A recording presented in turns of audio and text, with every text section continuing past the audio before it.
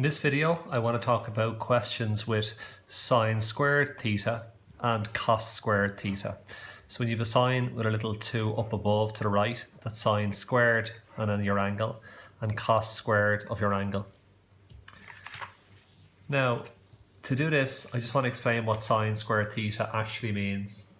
Sine squared theta really means sine theta in a big bracket to be squared. Cos squared theta really means cos theta in a bracket to be squared. And tan squared theta would be tan theta in a bracket squared. It's just that some mathematicians didn't like having to write the brackets out every single time. So for shorthand or as a shortcut, instead of writing in bracket sine theta close bracket squared, they write sine squared theta. Similarly for cos theta in a bracket squared, it's cos squared theta. So a quick example here would be if cos theta was, I'm just going to make this up, 2/5, then cos squared theta would be 2/5 squared. So you just need to figure out 2/5 squared, which is 4/25. Now, let me show you an example of a question which is typical of questions asked in exams and tests in books and stuff like that. And here it is. If the tan of angle B, tan of B is 3/4, they want us to find the value of sine squared B plus cos squared B.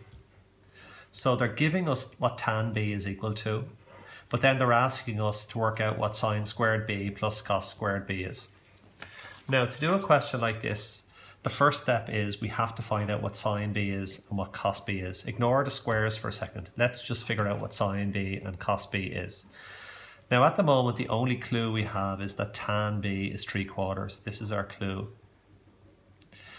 We've already learned how to use a clue like this to get the other ratios. Let me remind you, they say that the tan of B is 3/4. So if I write tan B is 3/4, we know from SOHCAHTOA that that is going to be O over A. So I draw a little right-angled triangle, a sketch. There's a right angle. I'm going to label this angle here B, because we're dealing with B here. If that's the case, straight across from B will be the O, H is straight across from the right angle, and A is beside.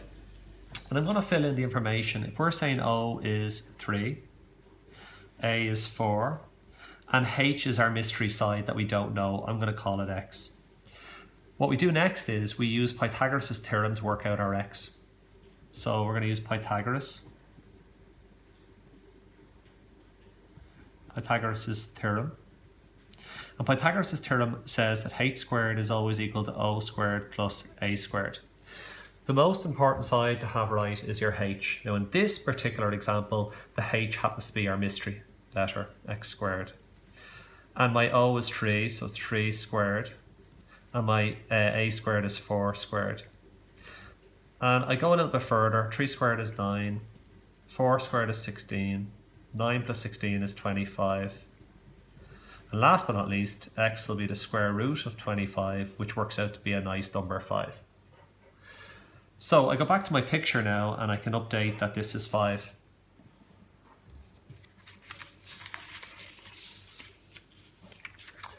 Okay, taking this example a bit further then. We now want to find out what sine squared B plus cos squared B is. But first, I'm just going to write down what sine B is equal to, and over here I'm going to write what cos B is equal to. Now, sine of B from SOHCAHTOA is O over H. And O over H on my little diagram will be 3 over 5. So there's my sine B ingredient. Let's work out our cosine B ingredient. Well, cosine B is A over H from SOHCAHTOA. And in this particular triangle, it's going to be 4/5. And there's my other ingredient.